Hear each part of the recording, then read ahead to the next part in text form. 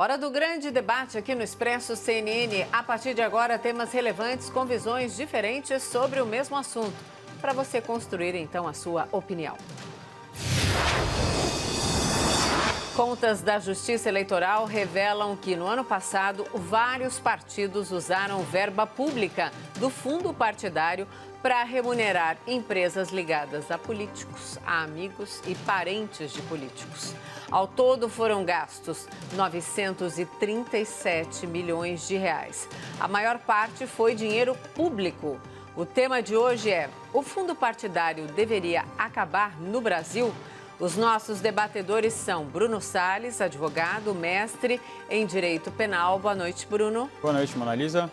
E Caio Coppola, bacharel em Direito e comentarista político. Boa noite, Caio. Boa noite, Mona Lisa. Boa noite, doutor Bruno. Boa noite, espectador da CNN. Boa noite, Caio. Hoje quem começa é você, Bruno. Suas primeiras considerações, então, por favor. Obrigado, Mona Lisa. Minhas amigas, meus amigos telespectadores, boa noite. Nós vivemos em um país que tem um dos maiores índices de concentração de renda do mundo. Segundo um relatório da ONU, o Brasil só perderia em concentração de renda para o Catar, que tem sua economia impulsionada pelos magnatas do petróleo. Para você ter uma ideia, segundo mencionado o relatório, 1% da população brasileira, composta pelos super ricos, multimilionários e bilionários, concentram 28,5% de todas as riquezas do Brasil. É isso mesmo. Quase um terço de todo o dinheiro dos brasileiros está concentrado em 1% da população. O que faz com que o Brasil possua uma minúscula elite de pessoas que vivem vidas que fazem os filmes de ficção científica, futurística, parecer histórias infantis. Ao lado do racismo, a concentração de renda é, sem dúvida, o maior problema do Brasil. E é um problema sério, já que é uma tendência do capitalismo, principalmente do capitalismo financeiro, que aqueles que possuem mais dinheiro tendem a gerar mais dinheiro e aqueles que possuem menos condições têm extremamente mínimas chances de ascensão social. Veja que aqui não se trata de um conflito entre classe baixa, classe média e classe alta. A concentração de renda no Brasil é tão profunda que mesmo as classes altas continuam muito distante dessa pequena elite que concentra a maior parte da riqueza e da renda no país. É claro que essa discrepância acaba sendo transferida para o sistema político. E é extremamente necessário, nesse sentido, a criação e manutenção de mecanismos legais que evitem que essa elite econômica acabe por tomar de assalto e dominar todo o sistema político. Isso porque, fundamentalmente, é impossível se fazer política partidária sem dinheiro. Seja para manter a estrutura dos partidos políticos, para pagar seus funcionários, para criar entidades de pesquisa e de ensino político, seja para discussão e divulgação de propostas ou ainda para atuação jurídica dos partidos políticos, para a proposição de ADINs, de ADPF, é preciso a utilização de uma quantidade expressiva de dinheiro. Por outro lado, intuitivamente, nós podemos pensar que para fazer tudo isso, o ideal seria que os partidos políticos se virassem com seus apoiadores para conseguir o seu financiamento. Esse seria, sim, o mundo ideal. Mas em um país desigual como o Brasil, essa seria uma ideia completamente ingênua e representaria, no final, a entrega de todo o nosso sistema político a essa pequena elite econômica. Foi por isso que, em 1965, ainda no período do regime militar, a então nova política da época instituiu o fundo partidário, que nada mais é que um mecanismo de equalização e financiamento entre vários partidos políticos. Esse mecanismo foi reformado em 1995 e ganhou as feições que possui hoje. Inicialmente, é muito importante ressaltar que o fundo partidário não é a mesma coisa que o fundo eleitoral. Existem diferenças sensíveis sobre a composição desses fundos, sobre a destinação dos valores e principalmente sobre os seus objetivos. Além do mais, o fundo partidário é um financiamento permanente, enquanto o fundo eleitoral só financia as candidaturas em ano de eleição. No ano passado, o fundo partidário arrecadou e distribuiu entre os diversos partidos o valor de 937 milhões de reais. Esse é o valor total, não é o valor que foi mal usado, como disse no começo. Uma cifra que é expressiva, mas que representa apenas 0,03% do orçamento da União no ano passado. em termos absolutos, o valor é bastante alto, mas se a gente considerar os objetivos de mencionado sistema de financiamento e a proporção que o valor representa no orçamento da União, nós podemos concluir que é um mecanismo de equalização de extrema importância para que a gente não corra o risco de que a nossa democracia, onde todo o poder emana do povo, se torne uma plutocracia, onde todo o poder emana do dinheiro. É verdade que esse sistema ainda é falho e precisa de melhorias. É de suma importância o aperfeiçoamento dos mecanismos de controle, de aferição e de fiscalização da utilização desses valores. A lei traz algumas diretrizes superficiais sobre a destinação do fundo partidário, como o valor percentual mínimo para a criação e manutenção de instituto ou fundação de pesquisa e educação política e também o valor mínimo para políticas de inclusão de mulheres. Mas ainda assim deixa uma enorme margem de liberalidade para essa destinação. E essa margem de arbitrariedade favorece, claro, os velhos caciques políticos que acabam se beneficiando de repasses desse fundo partidário. Um exemplo disso foi o repasse do PTB no ano passado de R$300 mil a título de serviços técnicos e profissionais ao novíssimo aliado do excelentíssimo presidente da República, o senhor Roberto Jefferson. Quando a gente vê um exemplo desse e a gente constata que mencionado repasse sequer pode ser taxado de ilegal, é porque, sem dúvida nenhuma, essa lei precisa de melhoras. Caio, suas considerações agora, por favor. Claro. Bom, o fundo partidário, como tantas outras malandragens institucionalizadas por leis contrárias ao interesse público, ele tem um nome pomposo. É Fundo Especial de Assistência Financeira aos Partidos Políticos, que só no passado dragou mais de 930 milhões de reais de dinheiro público. O fundão, que vai destinar, ou melhor, que vai desviar outros 2 bilhões de reais do pagador de impostos para bancar a eleição quase 100% online de candidatos a prefeito e vereador em 2020, também tem um nome comprido, é o Fundo Eleitoral para Financiamento de Campanha. O espectador vai perceber que eu coloco esses dois fundos, fundo partidário e fundo eleitoral, no mesmo balaio, porque eles são igualmente imorais, eles são igualmente inconstitucionais, eles beneficiam a mesmíssima elite e são igualmente defendidos pelo mesmo tipo de pessoa, via de regra, beneficiários diretos ou indiretos da dinheirama que irriga o nosso corrompido sistema político. E só para reforçar a predileção dos nossos legisladores aí por nomenclaturas sofisticadas, especialmente quando criam leis em causa própria, a gente não pode esquecer do foro privilegiado. Favorece mais de 50 mil autoridades da República. O seu termo técnico é foro especial por prerrogativa de função. A sua consequência prática, todo mundo conhece, é a morosidade judicial, quando não a impunidade. Mas vamos voltar aos privilégios em pauta hoje. Segundo consta aqui do site oficial do Tribunal Superior Eleitoral, o fundo partidário, que foi regulamentado aí pela Lei 9.096 de 95, que dispõe sobre os partidos políticos, ele é constituído da seguinte forma, nos termos do artigo 38, inciso 4. Por dotações orçamentárias da União, em valor nunca inferior cada ano ao número de eleitores inscritos no ano anterior ao da proposta orçamentária, multiplicados por 35 centavos de real em valores de agosto de 95. Claro que aí, temendo o poder corrosivo da inflação, os nossos deputados e senadores trataram de corrigir o valor anualmente pelo IPCA e agregaram também acréscimos inseridos via lei orçamentária.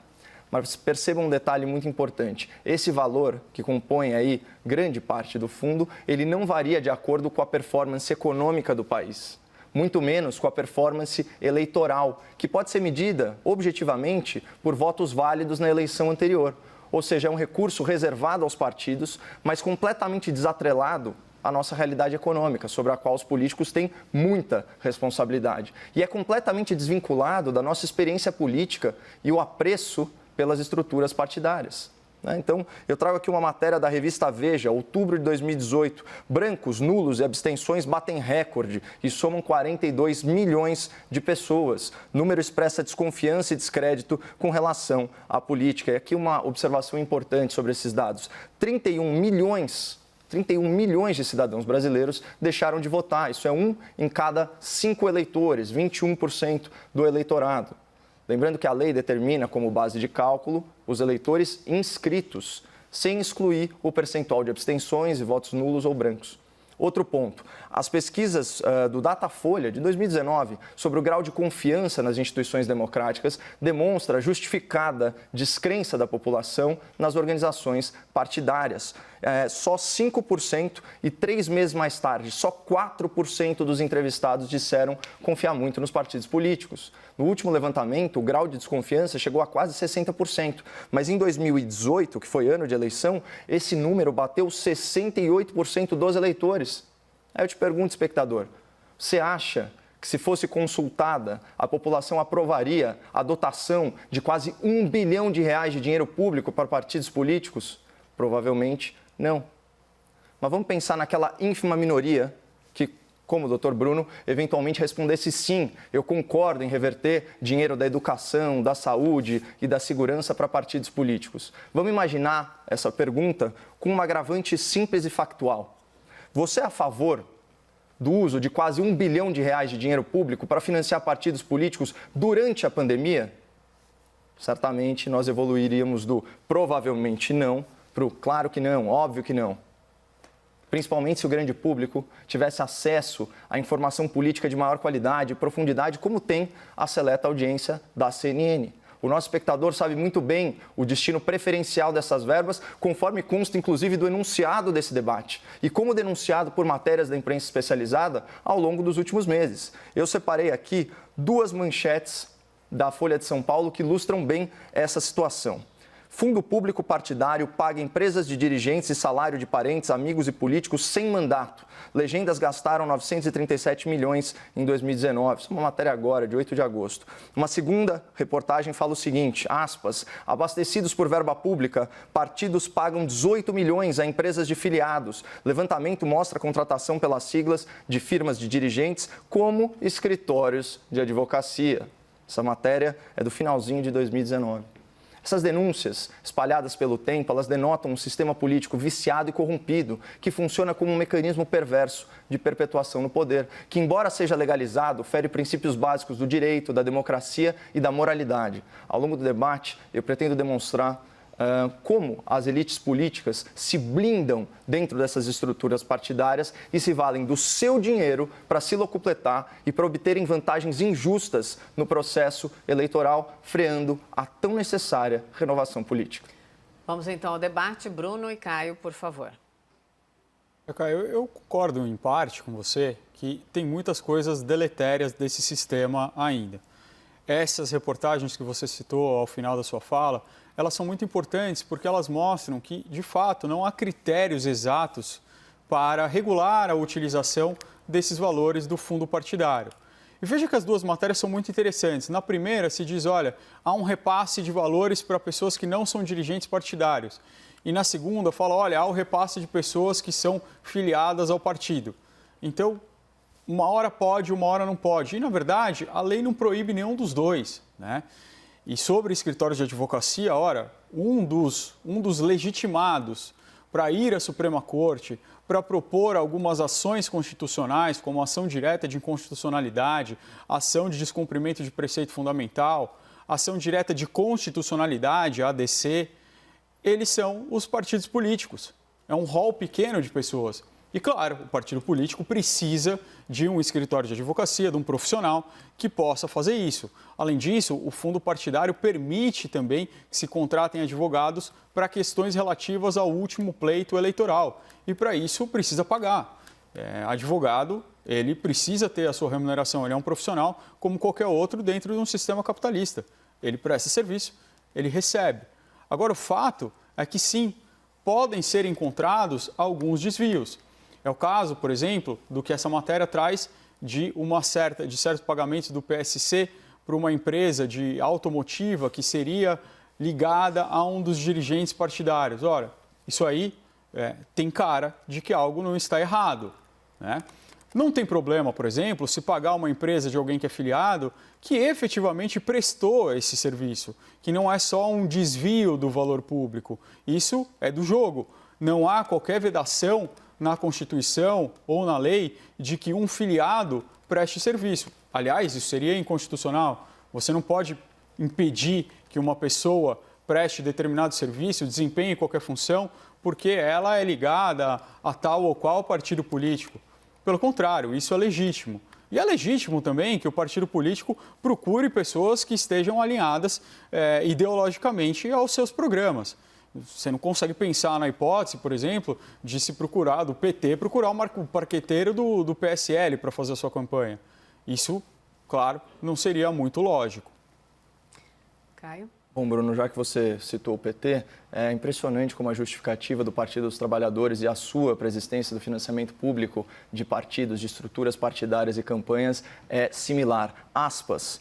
O financiamento público dos partidos políticos é uma conquista voltada à redução da influência do poder econômico no regime democrático. Por isso mesmo, tem sido alvo dos ataques de um falso republicanismo que visam a desqualificar o sistema político. É uma palhaçada, né? Isso vindo num partido que, segundo a delação premiada aí do senhor Antônio Palocci, verteu aí mais de 1,4 bilhão de reais só em 2 campanhas presidenciais irrigadas aí com dinheiro ilícito, com dinheiro de propina, com dinheiro lavado, isso tudo desvendado pelo esquema do Mensalão, pela Operação Lava Jato, que essa sim está sob ataque. Agora, só para desmentir a nota oficial do PT, de certa forma corroborada aí pelos seus argumentos, vamos pegar uma situação concreta. Aqui, matéria da Gazeta do Povo, 19 de setembro de 2019, aspas, Rodrigo Maia, o senhor presidente da Câmara, defende que fundo eleitoral é necessário para equilibrar campanhas. E lembrem, fundo eleitoral é diferente de fundo partidário, mas eles se assemelham de uma série de formas, principalmente quanto à fonte de financiamento, que é o seu bolso. Aspas para o presidente da Câmara. Quando se decidiu por não ter financiamento privado, você não tem outra saída, porque se não tiver financiamento público, só terão financiamentos as campanhas que estiverem vinculadas a um empresário rico que possa doar como pessoa física. Mas olha que curioso, discurso e realidade. Se você vai no site do TSE e pega aí a apuração, né, prestação de contas do senhor Rodrigo Maia, ele que é deputado de 6º mandato, a campanha dele custou R$ 1.800.000 em números arredondados. Disso, de verba pública, portanto, de dinheiro público, né, doado para ele por partidos, doação de partidos, representando quase 40% dos investimentos, vamos tratar dessa forma, na campanha do senhor Rodrigo Maia, ele teve R$ 717 mil do dinheiro do pagador de impostos revertido para sua campanha. E aí, pegando aí um gancho na expressão por ele utilizada, aspas, campanhas vinculadas ao empresário rico, R$ 500 mil dos gastos de campanha daquele 1.800.000 foram doados por apenas uma pessoa, o senhor Carlos Gereissati, que é um renomado empresário. Portanto, a campanha eleitoral do senhor Rodrigo Maia, ela pratica os 2 vícios, exatamente os 2 vícios por ele publicamente condenados, né? Então, como se ele fosse um comentarista da realidade alheia. E isso demonstra como esses mecanismos de financiamento público não atendem o mais pobre, nem democratizam a eleição, o processo eleitoral, nada disso. Esse dinheiro fica na mão dos caciques partidários, com pouquíssima fiscalização, para não falar quase nenhuma, e eles vão parar aí nessas campanhas, que, aliás, se não fosse 700 mil reais de verba pública, vai saber se ele teria sido eleito, afinal, ele teve parcos 70 mil votos. Bom, começando pela citada delação do Palocci. A delação do Palocci foi aquela que não foi aceita pela própria Força-Tarefa da Lava Jato, porque disse que não tinha informações o suficiente, não tinha provas de corroboração, ela não era sustentável, né? E acabou sendo recauchutada ali pela Polícia Federal e hoje em dia está sob um severo escrutínio. Foi inclusive julgada a sua conveniência da sua juntada oportunista às vésperas da eleição pelo Supremo Tribunal Federal na semana passada e mandado retirar de um dos processos da Operação Lava Jato. Voltando ao financiamento, então vamos falar um pouco de fundo eleitoral. O fundo eleitoral, ele de fato, ele é um pouco diferente do fundo partidário. Mas qual que é o grande problema dessa estrutura e o que levou ao fundo eleitoral? Antes do fundo eleitoral, até 2015, quando foi julgada uma ação pelo Supremo Tribunal Federal, as empresas, as grandes empresas, quem financiavam majoritariamente as campanhas eleitorais. E essas grandes empresas acabavam gerando grandes esquemas de corrupção. Se a gente pegar ao pé e ao cabo o que aconteceu na Operação Lava Jato, nós estamos falando de um grande esquema de financiamento eleitoral, de Caixa 2, né? Qualquer das empresas que sejam escrutinadas, esses são os dados públicos, tratam de esquemas de caixa 2 e até de caixa 3, uma expressão aqui cunhada pelo ministro do TSE à época, Herman Benjamin. Então, o que houve? Houve uma tentativa de refrear esse poder das grandes corporações, de direcionar as eleições, e não só de direcionar. Essas empresas, elas pagavam para o partido de oposição e para o partido de situação. Elas estavam com os pés nas duas canoas. E isso, segundo o entendimento mais complexo, poderia gerar uma necessidade desses políticos, os eleitos, de pagarem de volta aquilo que eles receberam. Foi por isso que foi proibida essa doação por parte de empresas. Restou a doação por parte de pessoas físicas, mas isso ainda tem um grande problema. Acho que acabou meu tempo, eu vou trazer no próximo bloco. Bom, só já então que é para descartar convenientemente, né, a delação do homem de confiança, do Lula, da Dilma Rousseff, ex-ministro nas duas gestões. Não, tudo bem, não tem problema nenhum. A gente pode descartar aí o valor de 1 bilhão e 400 milhões de reais só por amor ao debate e ficar com o dado oficial divulgado ao Tribunal Superior Eleitoral pela própria campanha da petista, né? Então você tem aí 153 milhões de reais em 2010 e vultosos 350 milhões de reais em 2014, totalizando R$500 bilhão em despesas financeiras só para eleger uma presidente da República num contexto criminoso de perpetuação no poder, muito diferente da campanha de 2018, que teve como candidato vencedor aquele cuja campanha não ultrapassou US$1 milhão e que ainda teve saldo, né, que pôde destinar esse dinheiro para outras finalidades. Agora, é muito importante aqui, retomando a pauta, no site do TSE, naquelas perguntas frequentemente feitas e tal, tem a seguinte pergunta: como são realizados os cálculos mensais para a distribuição do fundo partidário? Então, ele diz o seguinte: 5% são destacados para entrega em partes iguais a todos os partidos que atendam aos requisitos constitucionais e 95% são distribuídos na proporção dos votos obtidos na última eleição geral para a Câmara dos Deputados. Esse é um sistema muito similar ao que é utilizado no fundão eleitoral, que vai desviar aí R$2 bilhões de serviços essenciais em plena pandemia para campanhas eleitorais que essencialmente serão online, ou seja, de baixíssimo custo. Agora, o que acontece? Esse é um sistema muito similar àquele algoritmo de viés de confirmação, aquele algoritmo de bolha das redes sociais e dos mecanismos de busca, que mostram para você aquilo que você já quer consumir ou aquilo que você consome mais. Como falar em renovação política se as verbas que supostamente democratizam o processo são distribuídas para quem obtém mais cadeiras? Então, na verdade, isso simplesmente vicia ainda mais o sistema.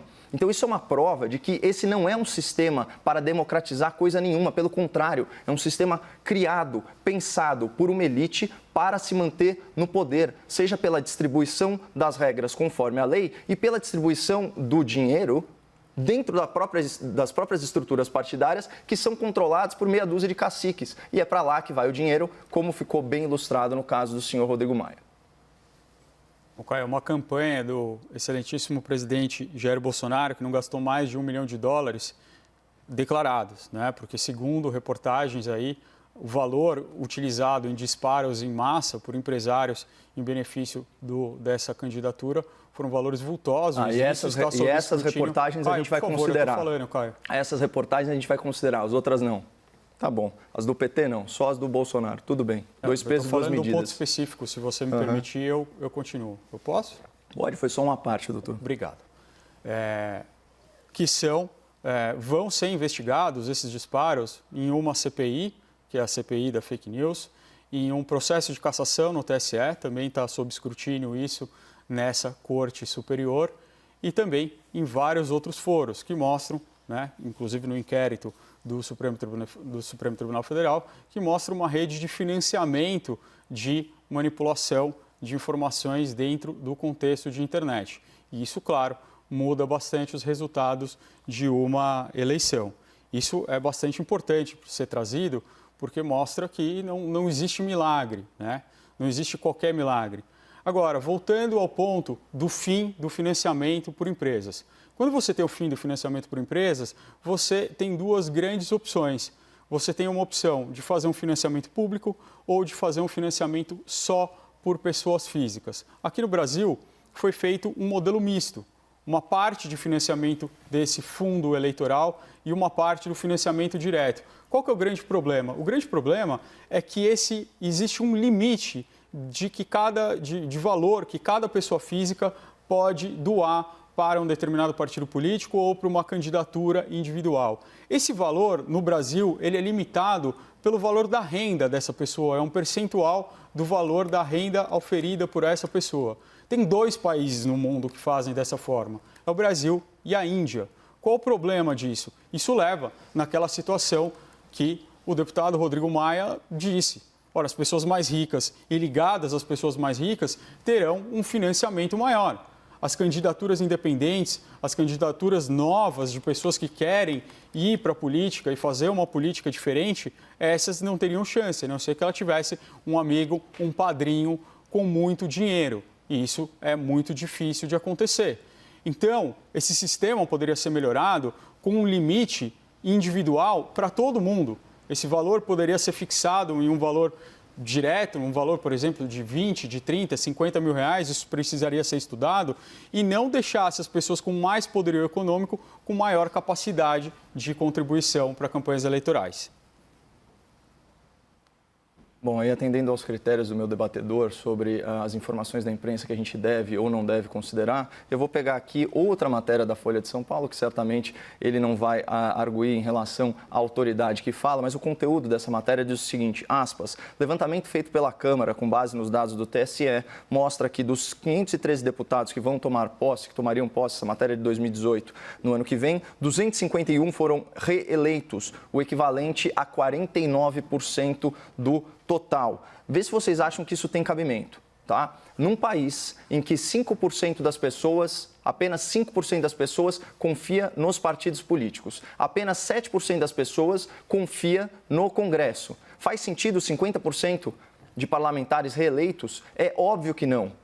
Então, os números eleitorais, eles conflitam com a realidade de como as pessoas se sentem representadas. Olha o que diz ainda essa mesma reportagem da Folha, que fez um levantamento mais abrangente do ponto de vista histórico. Aspas, nas 5 eleições ocorridas entre 98 e 2014, a taxa de reeleitos variou de 54% a 58%. É óbvio que esse sistema é viciado. Ele não é um sistema isonômico, portanto, ele fere a Constituição. Quando diz todos são iguais perante a lei, sem distinção de qualquer natureza. Como ser igual perante a lei num contexto em que você tem emendas parlamentares, foro privilegiado, reeleição infinita como essa do senhor Rodrigo Maia e de tantos outros políticos que se utilizaram desse expediente de reeleição atrás de reeleição?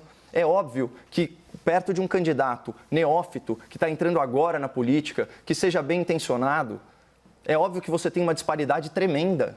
Não dá para competir. Você vai competir com um cara que tem gabinete, que não precisa se licenciar do cargo, né? Que muitas vezes vai empregar pessoas numa campanha prévia, que já tem acesso a crédito e agora tem financiamento público. É por isso que eu digo, o sistema é injusto. É disso que a gente está falando. Ele fere um dos princípios basilares da democracia.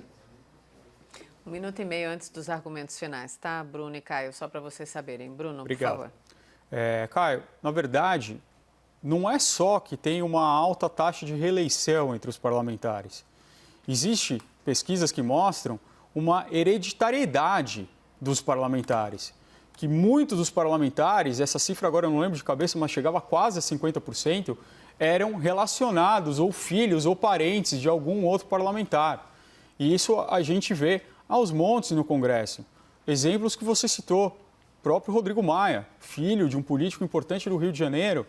Mas também a gente pode pegar toda a família Bolsonaro, né, que tem história na política sempre de maneira hereditária, com o pai, às vezes, comandando até as pautas dos filhos. Não estou falando aqui nem especificamente sobre a família Bolsonaro, mas existem outras famílias que colocam lá parlamentares muito novos. Mas esse é um problema da democracia.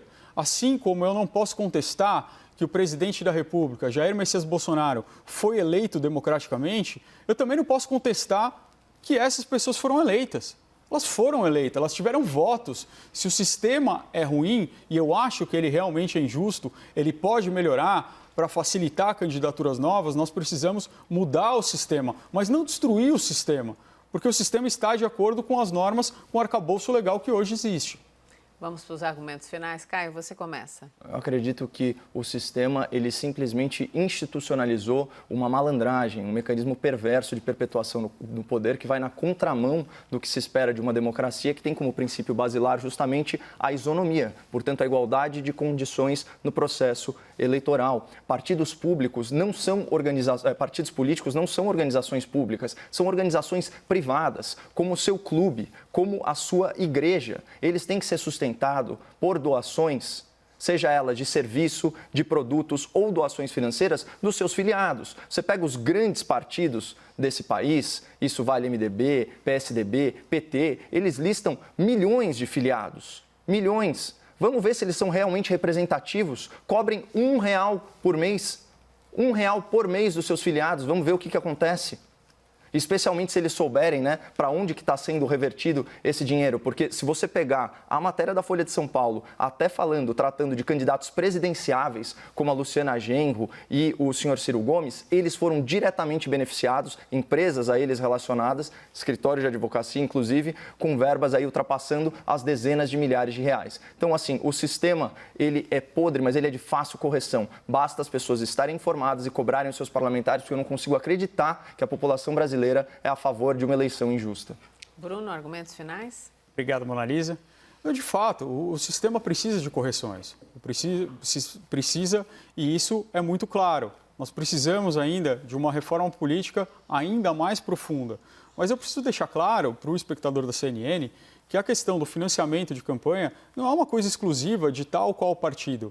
A maioria dos partidos, a maioria esmagadora dos partidos, votaram pelo financiamento público de campanhas. E isso por quê? Porque isso é necessário para a manutenção do sistema como tem hoje. E isso é um grande problema.